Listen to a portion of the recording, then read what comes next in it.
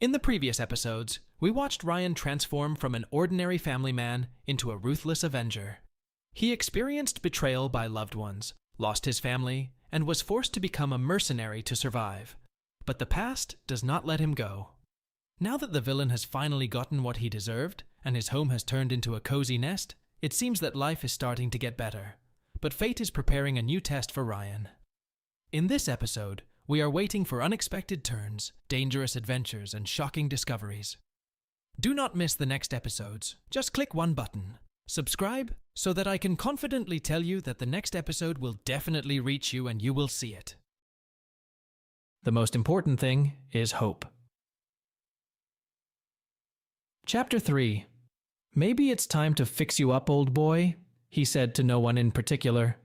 In his imagination, the sad face of the house smiled, and the tear disappeared. He pulled out his phone and marveled that he had good reception. It took a while, but he sent a text to Lisa, Sarah, and Bob, letting them know he'd made it home. "Thanks for letting us know," Bob replied. Sarah sent the same message, adding, "I love you," and an emoji with a happy face. Lisa also thanked him for letting her know. He picked up his cane and bag and went into the house. The next day, he started walking around the house, writing down everything that needed to be done. Eventually, he realized he couldn't do it himself, so he started calling contractors. Over the next few days, several of them came over to inspect the place and give him an estimate. The contractor he chose was neither the cheapest nor the most expensive. But he said he could do everything Ryan wanted, even if he had to hire subcontractors. Ryan knew it would cost him money, but he didn't care. He just wanted the place done well. Ryan originally wanted to paint the house, but the contractor suggested removing the old wood and replacing it with siding. That way, he said, it would be possible to get a good look at the framing and replace what was needed. Ryan liked that and gave the contractor the go-ahead and wrote a check to start the work. A couple months later, Ryan was sitting in his room, eating microwave-cooked meatloaf and watching TV when a news report caught his attention. "This has just been reported," the anchor said. Today, the Department of Justice announced federal charges against Jacob Knight, the former CEO of Knight Petroleum. Knight faces a number of charges, including attempted murder and conspiracy to commit murder. 2 months ago, the company's board of directors relieved him of his position after he was reportedly robbed in a Central City alley. His estranged wife, Lisa Knight, was appointed interim CEO in his absence. Knight, who is now confined to a wheelchair, has been taken into federal custody and is being held without bail. A few minutes after the report, his phone rang. He noticed it was Lisa and answered the call. "Have you seen the report?" she asked. "Just saw it," he said. "What do you think?" she asked. "I think he's still as dangerous as ever," Ryan told her. "Maybe even more dangerous. Be careful." "I will," she said. "How's it going?" "I'm doing fine," he said. "Just doing a little work at the old place." "I can't wait to see what you did to him," she said. "I saw that picture you sent. She looked pretty sad." "Yes, that's right," he said.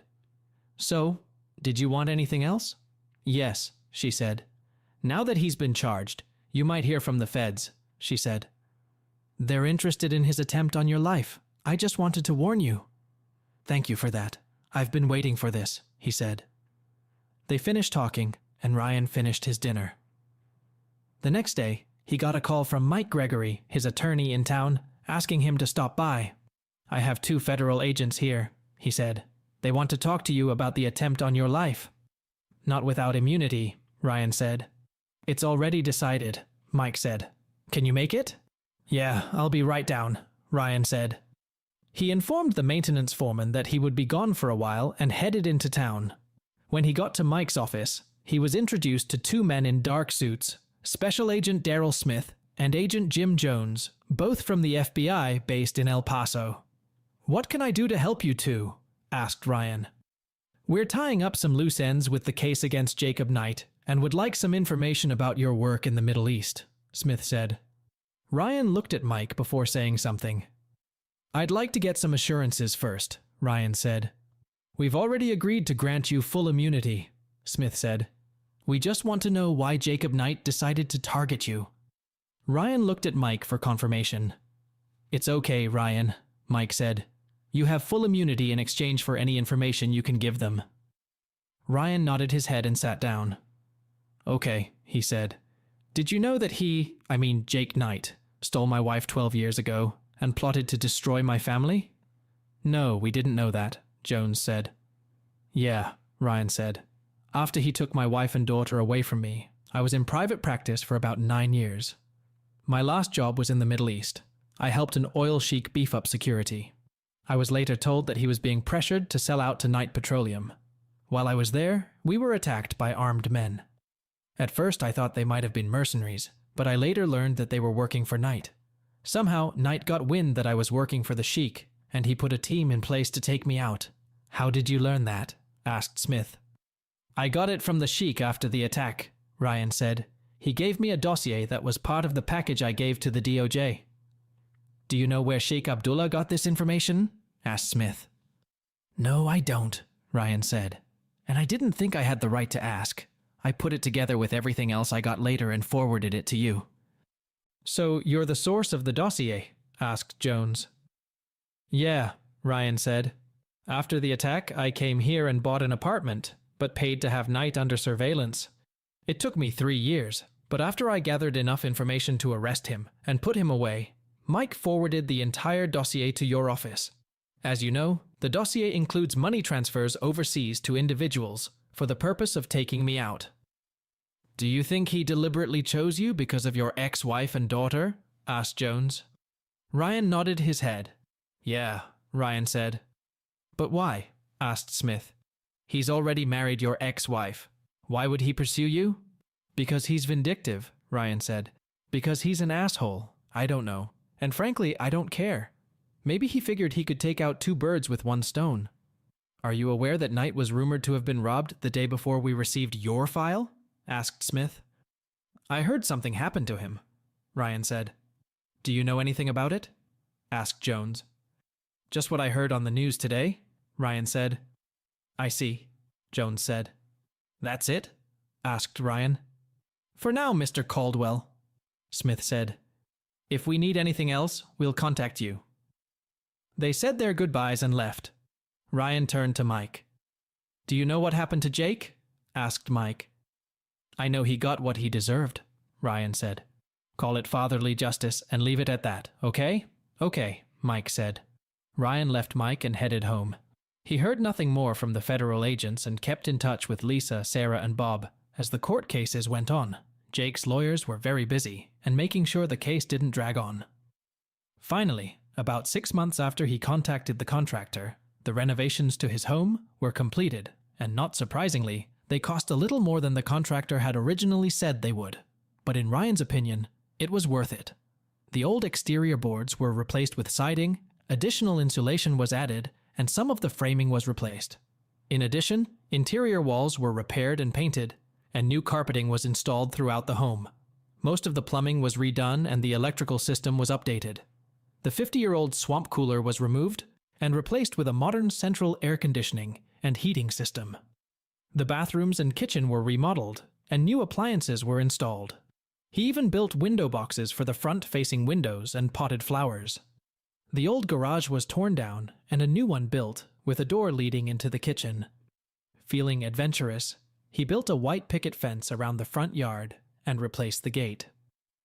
The front and back yards were completely landscaped. New topsoil was brought in and hydro-seeded. Trees were brought in and planted to shade the house and yard. By this time the yard was lush and green, and Ryan realized he would have to buy a lawn tractor to maintain it. He even installed a pool in the backyard, figuring little Ryan might like it if he ever came to visit. He also bought all new furniture, replacing his old twin bed with a double bed, and furnished the other 3 bedrooms in case Sarah, Bob, and Lisa came to visit. You've got quite a place here, Mr. Caldwell, said the contractor, admiring his work. The foundation is in good condition, and most of the framing is holding up pretty well. If you ever decide to sell this place, you'll make a fortune. Thanks, Ryan said, but I think I'm going to keep it. When the contractor left, he looked at the house and took a picture of it.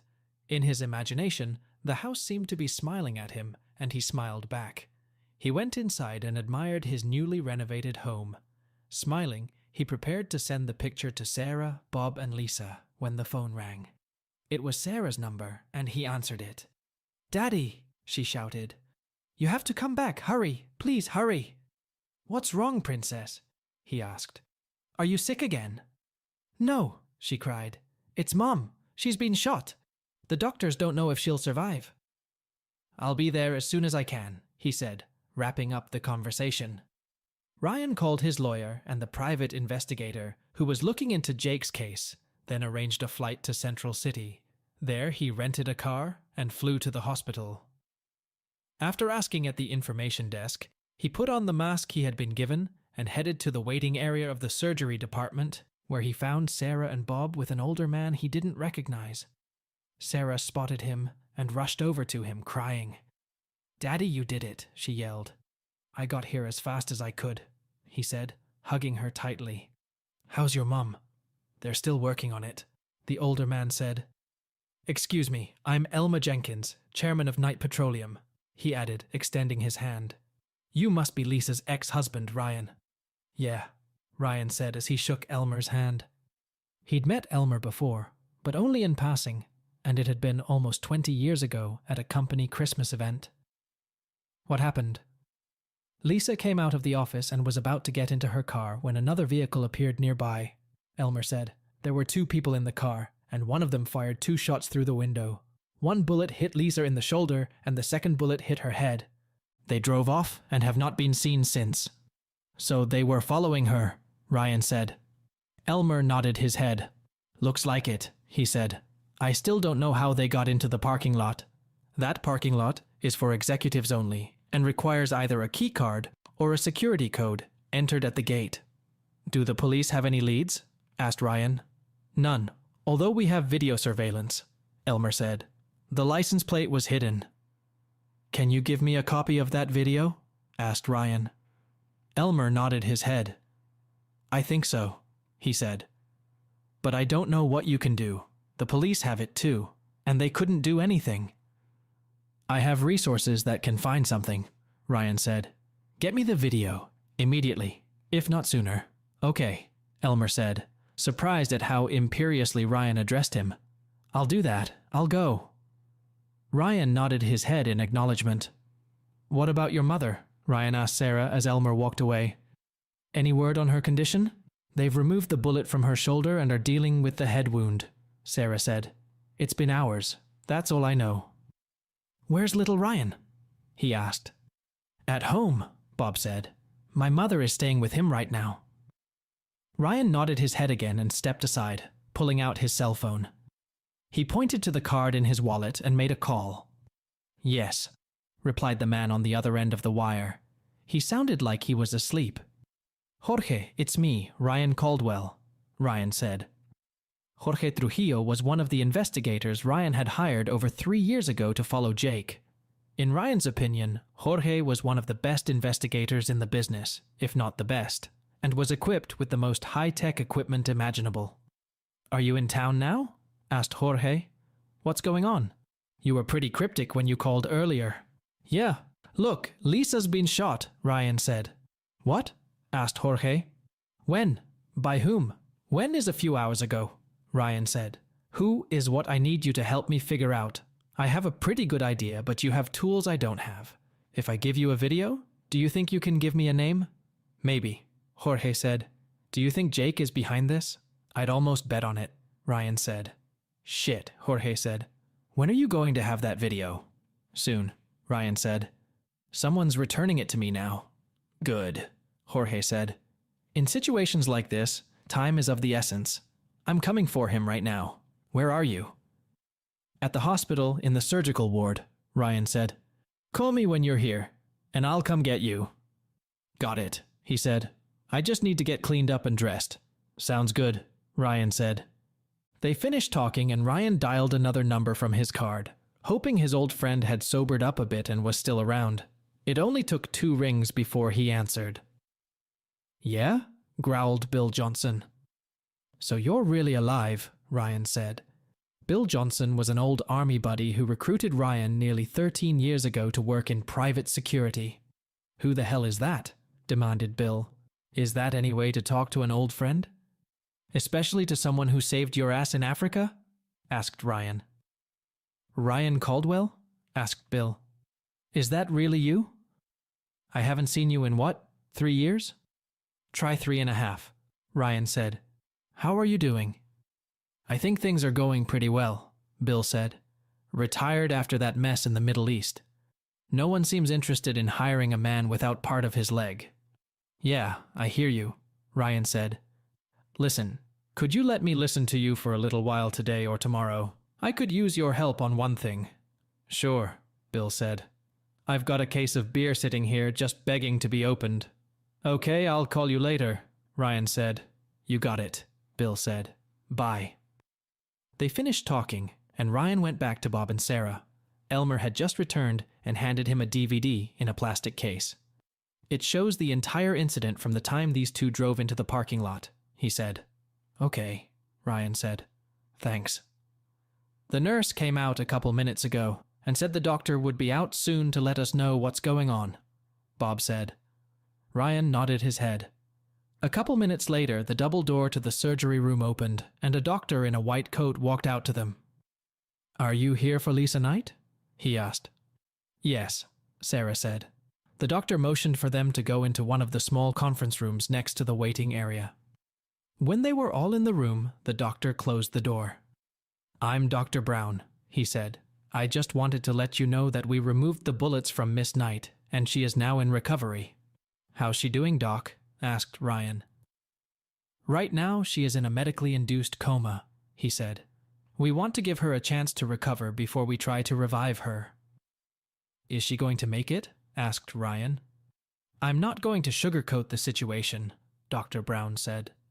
We almost lost her in the operating room a couple times. Right now, her vital signs are stable, but she's still in critical condition. The next 24 to 48 hours are going to be crucial. Is she going to make a full recovery? Asked Elmer. It's impossible to tell right now, the doctor said. We won't know until she regains consciousness. Is there anything we can do for her? Asked Bob. Right now, the best thing you can do is pray for her, if you believe in that sort of thing, Dr. Brown said. Bob nodded his head in understanding. When do you think we'll be able to see her? Asked Sarah. Probably not for a couple days at the earliest, the doctor said. After we move her to the ICU, you can come and stay with her. Do you have the bullets you took out of her? Asked Ryan. Yes, there are, but they go to the police, said the doctor. I'd like to look at them if you don't mind, Ryan said. As I said, they are now in evidence bags and will be taken to the police for analysis, Dr. Brown said. I didn't ask for them, doctor, Ryan said. I'm not pulling them out of evidence bags. I just want to see them. The doctor looked at Ryan, shocked by his tone. After a few moments, he nodded his head. All right, he finally said. Give me a minute, and I'll take them out. Thank you. Ryan said, as the doctor left the room. He returned a minute later with 2 bags, each containing the remains of a lead bullet. He handed the packets to Ryan, who examined them carefully with his one good eye. Small caliber cartridge, probably a .32, Ryan said. Not a lot of stopping power. I can still see the paint embedded in the lead.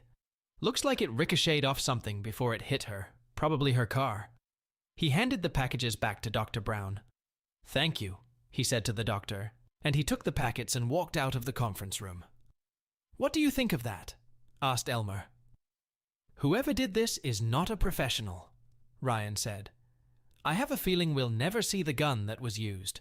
It's probably a discarded gun that has already been disassembled and disposed of. I'll know more when I review the videotape.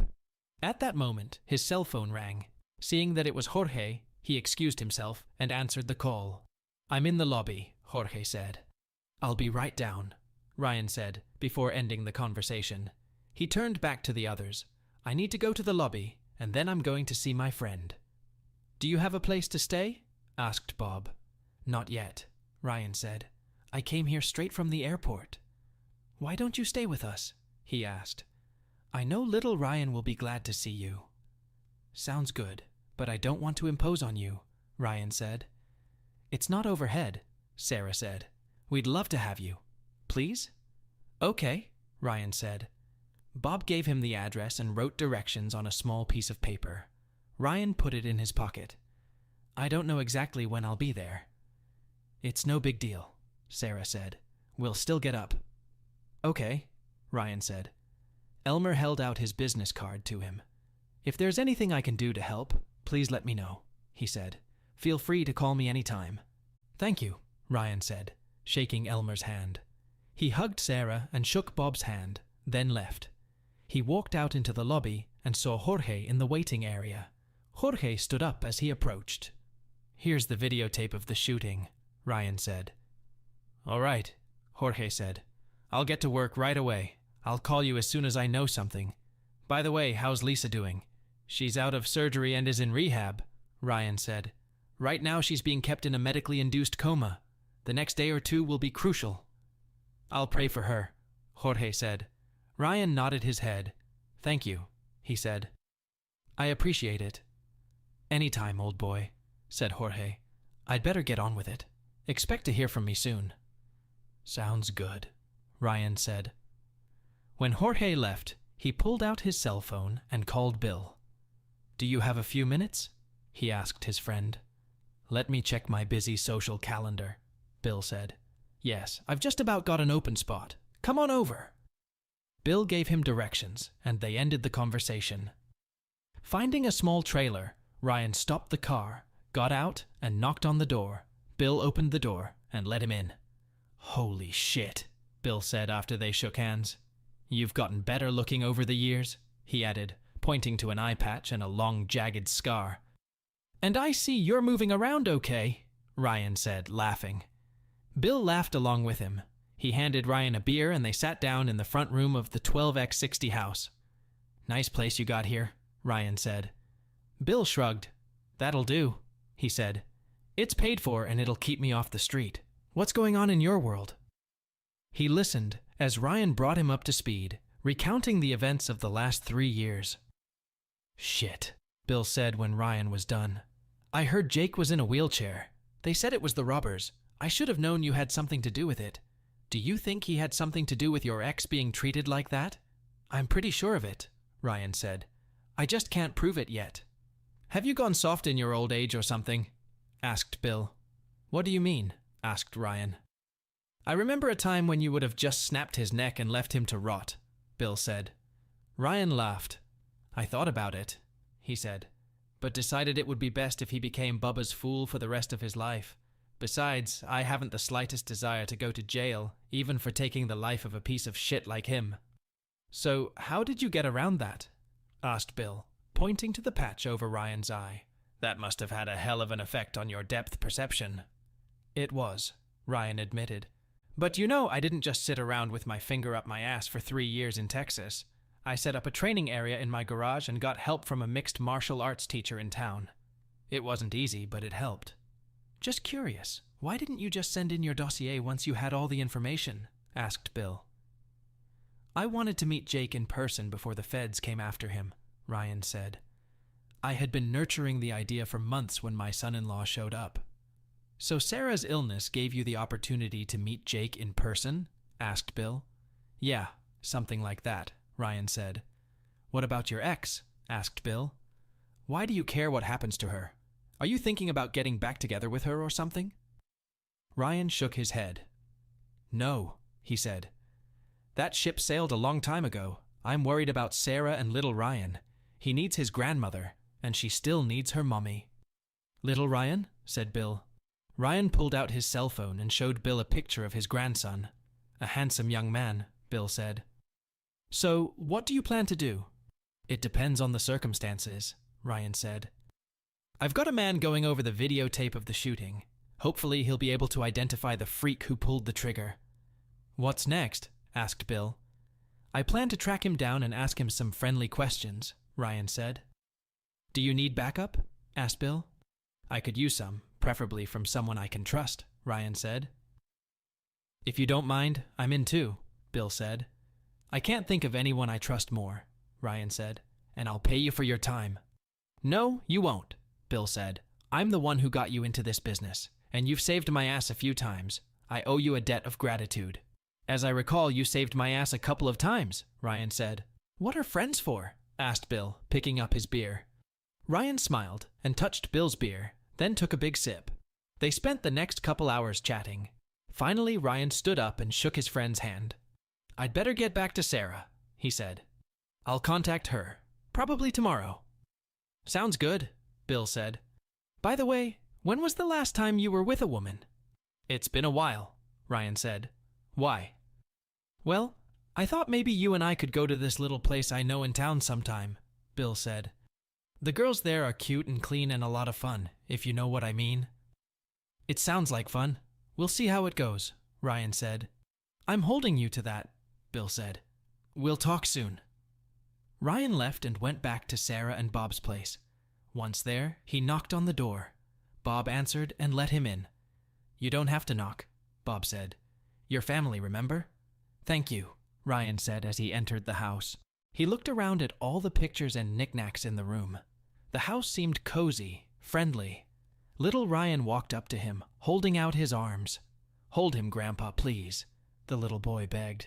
Ryan took him in his arms and pulled him close to him. For a moment, he remembered how he had held Sarah when she was little. Look, I have to get into the office early, so I'm going to bed, Bob said. Good night.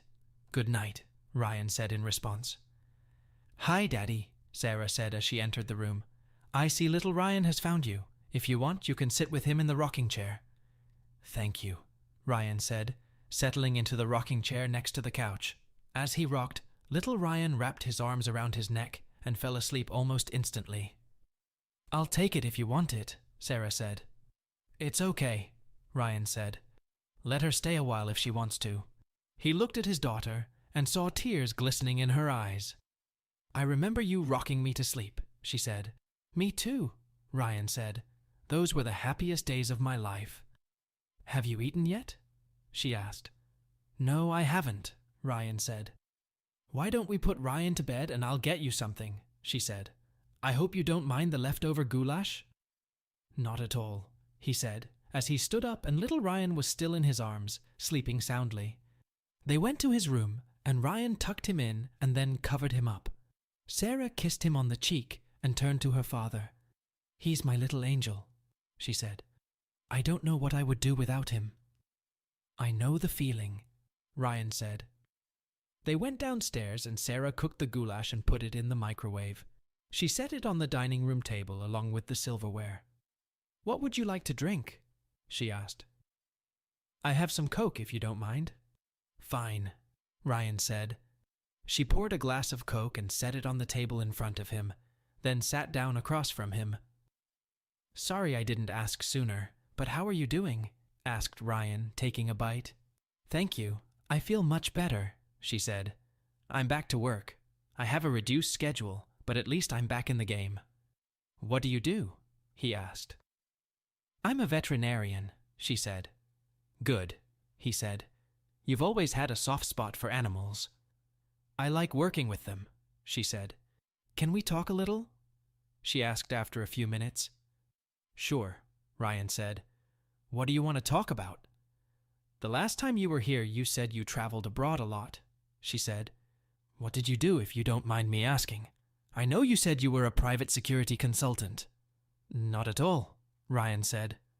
It's a fancy title for a mercenary. In short, I was a mercenary. Oh my God, she said. That sounds dangerous. Maybe, he said. Where did you go? She asked. I've been everywhere, he says. Africa, South America, the Middle East. Basically, anywhere where someone was causing trouble. What are you going to do now? She asked. Right now, I'm living on what I've earned in those 9 years, he says. Did you do this because of what Mom and I did to you? She asked. He shrugged. Mostly, he said. I have nothing left here, so when I was offered the job, I took it. But Mom said she left you everything in the divorce, Sarah said. She didn't even ask for support. It's true that your mother let me keep the house and the bank account, and it's true that she never asked for any support, Ryan said. But the truth is that she took away everything that meant anything to me, namely the two of you. The rest was just stuff, and it could all be replaced. I couldn't replace you. I remember what you said the day we left, Sarah said, and a tear rolled down her cheek. You must have hated us for it. Yeah, Ryan said. For a very long time. In fact, you've both been dead to me for over a decade. I had no family, nothing. And nothing to live for. After that, he said, pointing to his scar and band-aid, all I could think about was revenge. Sarah wiped her face, tears streaming down it. You said you forgave me, remember? She said. Yeah, after I read your old letters, Ryan said. Tell me about your life with Jake. I remember reading in the paper that he wanted to adopt you. Yes, but he was told he had to get your permission first.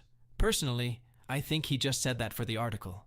Anyway, life with Jake seemed exciting at first, she said.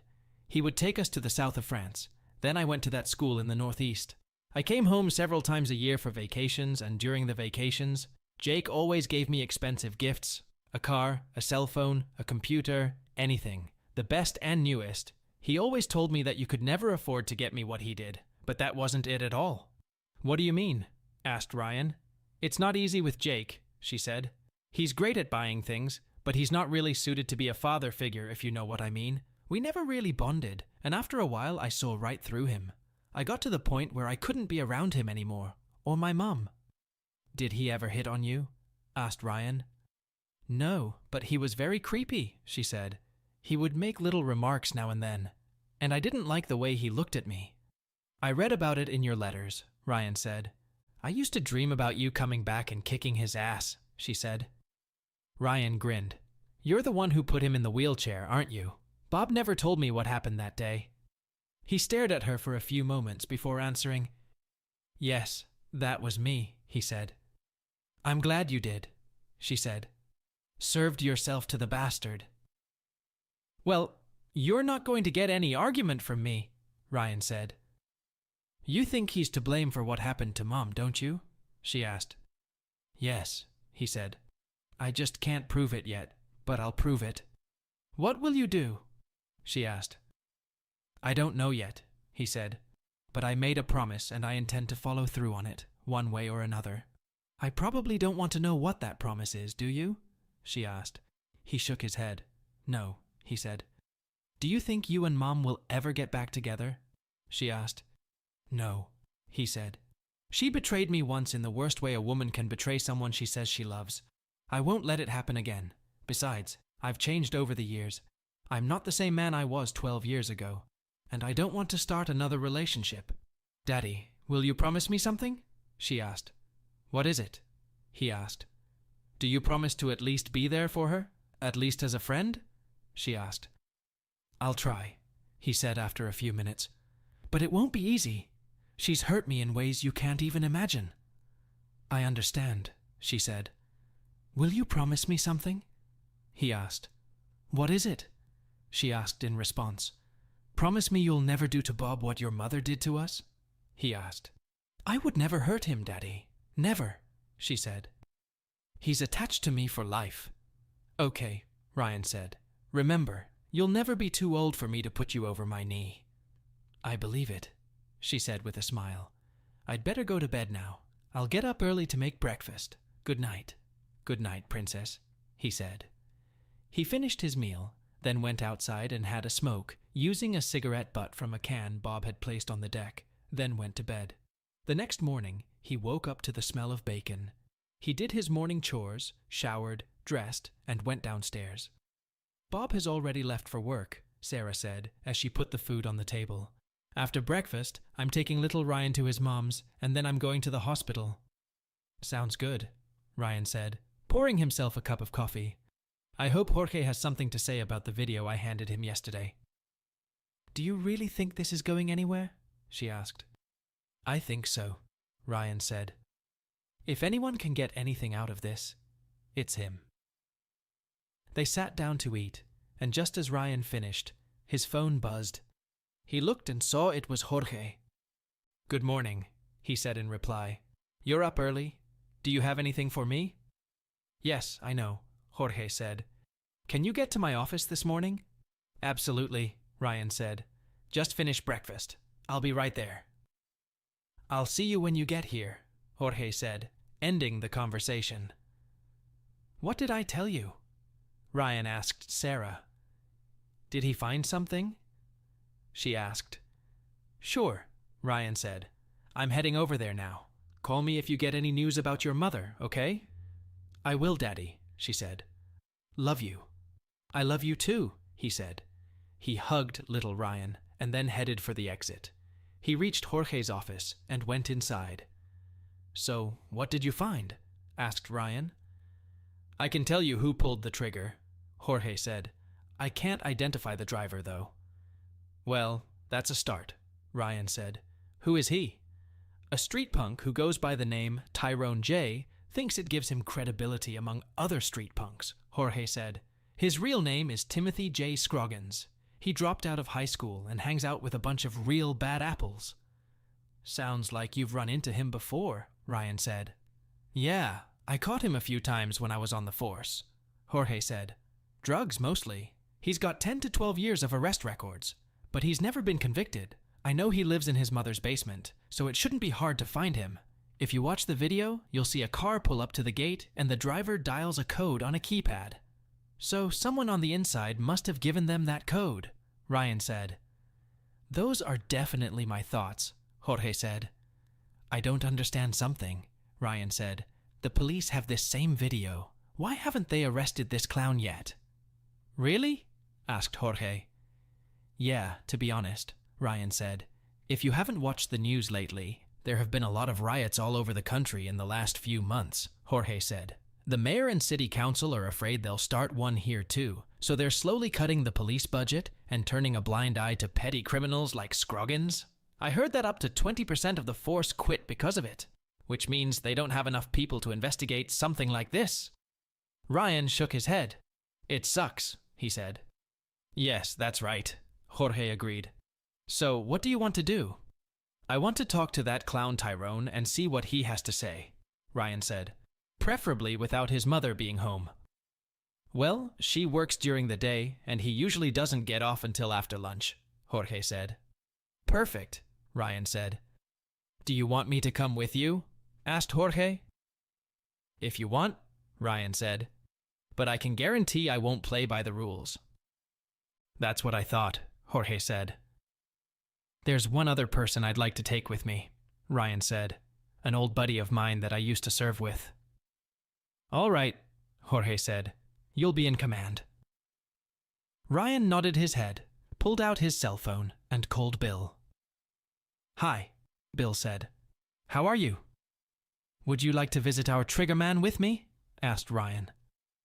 Hell yeah, Bill said. Mind if I bring my AR? Why not? Ryan said. We'll be there in about half an hour. Don't forget to bring duct tape and zip ties. Will do, boss. See you later, Bill said. Finished talking, Ryan invited Jorge to follow him. They got into Ryan's rental car and drove to Bill's trailer. Ryan honked his horn as soon as he pulled up and watched Bill get out of the trailer with his rifle and backpack. Holy shit, Jorge said. Are you seriously going to let him carry that thing around with him? He knows what he's doing, Ryan said. Trust me. Bill opened the back door and climbed inside. Ryan saw that there was a buttstock attached to the rifle. Is this thing legal? He asked his friend. Do you mean stocks? Asked Bill. I guess I don't, but I don't care. It's my mob control device. You know, in case they get here. Well, we're only going after one guy, so I doubt you'll need him, Ryan said. Better safe than sorry, Bill grinned. Ryan smiled and stretched. So, where are we going? Asked Ryan. 5th and Emerson, Jorge said. Just get back on the main road into town and I'll tell you when to turn. Okay, Ryan said. He knew the area since the neighborhood wasn't that far from where he and Lisa used to live. They finally got to Tyrone and Timmy's address and got into the car right across the street. Jorge looked at his watch. His mother should be off to work by now, assuming, of course, she has the same schedule, he said. How do you want to play this out? You and I will go to the front door, Jorge, he said. Bill will go around and come in the back door. Did you bring your lock-picking kit? He asked Bill. Never leave home without it, Bill said from the back seat. Okay, Ryan said. Don't forget your backpack. Not a problem, boss, Bill said. Okay, Ryan said. Bill, why don't you go out first and we'll give you time to get back in. And for God's sake, try to keep your rifle concealed. I don't want nosy neighbors freaking out and calling the police. Remember, we want Timmy to stay between us. Got it? Bill said as he opened the door. While they watched, Bill walked quickly to the back door. There was no movement visible from the other houses, so they got out of the car and walked quietly to the front door. Looking out the window, they could see the whole house and noticed that Bill had made it to the door. Ryan knocked on the door and then rang the bell. Yeah, I'm coming, they heard Timmy yell from inside. He opened the door, dressed in a white t-shirt and jeans. The sight of him disgusted Ryan to no end. Yes, Timmy said. What do you want? We need answers, Timmy, Ryan said. Or Tyrone, he added, deliberately mispronouncing Timmy's street name. Get out of here, cracker, before I finish you off, Timmy grinned. Ryan chuckled and looked at Jorge. You hear that, Jorge? What kind of shit is pouring out of that guy's mouth? He asked. Maybe we should wash his mouth out with soap and water. Jorge chuckled. Ryan turned to Timmy again. Boy, he said, have you looked in the mirror lately? You're 3 shades whiter than me. Ryan saw Timmy start to pull a knife out of his jeans. He shook his head. Unless you're really hungry and want to eat that toad, kid, you better leave it alone, Ryan said. Timmy hesitated for a moment. If you don't want to get shot, you better do as you're told, Bill said from behind Timmy. Scared and surprised, Timmy released the blade and put his hands to his sides. Why don't you do the neighborly thing and invite us inside, Ryan said. Yeah, okay, Timmy said. Come on in. He stepped back so Ryan and Jorge could enter the room. What are you guys, the police or something? Asked Timmy. Something, Ryan said. We have questions. You have answers. And you're going to give them to us. Maybe I'll just have my homeboys kick your ass, Timmy said, trying to play it cool. Ryan chuckled and turned to Bill. Tough guy, huh? How many tough guys like that do you think we've stripped honor from in the last 12 years? He asked. I don't know, boss, Bill said. I've lost count. Offhand, I'd say about 400. 400, huh? Asked Ryan rhetorically. Looks like it. So, Tyrone, how do you feel about being number 401? Look, Timmy said, clearly scared, I don't know shit, and I don't know who you guys are. What the fuck is this? Sit down, Timmy, Ryan said. Timmy sat down on the couch. Ryan sat down next to him, and Jorge stood in front of him. Bill stood on the opposite side, his gun pointed in Timmy's direction. Who we are doesn't matter. The fact that there are 3 of us and 1 of you, and the fact that one of us has a very itchy finger because he hasn't completed anyone in 3 years, is all that should matter to you right now. Like I said, we have questions. You have the answers. So, we're going to ask you some questions. And you're going to give us the answers. You do that, and you'll live. Understand? Timmy looked at the 3 men and nodded his head. I'm sorry, I didn't hear you, Ryan said. Yeah, Timmy said. Good, Ryan said. Now tell us what you know about the woman who was assassinated at Night Petroleum a couple days ago. I don't know anything about what's at Night Petroleum, Timmy said. Jorge pulled out an enlarged photograph and placed it on the coffee table so Timmy could see it. The picture clearly showed Timmy's face and his hand sticking out of the car window, holding a small pistol at his side. Bullshit, Timmy, he said. We've got the video. It's you with your head half out the window and a gun in your hand. Tell me, Tyrone, Ryan said. Where the fuck did you learn how to hold a gun? Did you watch movies? You know, if anyone working for me ever held a gun like that for once, I'd pistol whip him myself with that same gun. Bill chuckled. Okay, so it was me, Timmy said. So what? Someone paid you and gave you a gun, Ryan said. I want to know who, and I want to know it right now. Or what? Asked Timmy. Otherwise, I'll have to start my job, Ryan said. Of course you don't want that, do you? All right, Timmy said. I'll tell you what you want to know. That's a good answer, Ryan said. So this guy came up to me one day and said his acquaintance had a job for me, Timmy said. This guy, Ryan said. Does he have a name? He never told me, Timmy said. What did he look like? Asked Ryan. Older dude, I don't know, Timmy said. He was wearing an expensive suit, sunglasses, and some kind of hat. "What did the hat look like?" asked Ryan. "Did it look like mine?" "No," Timmy said. Ryan pulled out his phone and opened a website that sold all sorts of hats. He showed it to Timmy. "What does the hat look like?" he asked. Timmy looked and pointed to one style. Ryan read the inscription, "Ivy and flat caps." "What color was it?" asked Ryan. "Gray with red stripes," Timmy said. "What else did you notice about this guy?" asked Ryan. "Did he have a beard or a mustache? Did he have an accent?" "Yeah, he had a big bouffant mustache like that guy on TV, John something or other," Timmy said. "I don't know his name. My mom watches Fox News all the time, and I saw him on there." "Okay, what else?" asked Ryan. "He had a slight accent. I think it was British or Australian. I don't know," Timmy said. Using his phone, Ryan went to Knight Petroleum's website and looked through pages listing executives and board members. He found an older man with a large mustache and wire-rimmed glasses. He showed Timmy's picture. Here we come to the end of this intense chapter of the story, and I will once again unobtrusively remind you that it costs you nothing to simply click the subscribe button so as not to miss new parts of this wonderful story. And now to the analysis. Ryan, this quiet and inconspicuous man, reveals himself to us as a person with an iron will and remarkable intellect. His ability to make decisions in critical situations, his cold calculation and ability to keep his emotions under control are amazing. He went through hell, lost his family, but did not break. On the contrary, he turned his pain into strength, becoming a hunter for those who caused him suffering. His story is a story about how a person can rise from the ashes and start a new life, even if it seems that everything is lost. Lisa, his ex-wife, appears before us as a victim of circumstances.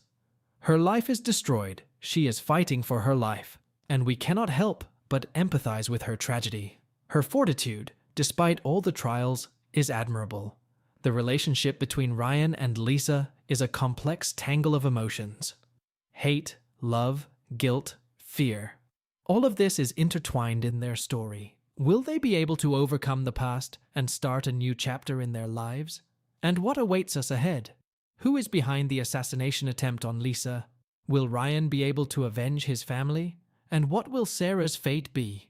We will find the answers to these questions in the fourth part of the story. Don't miss it.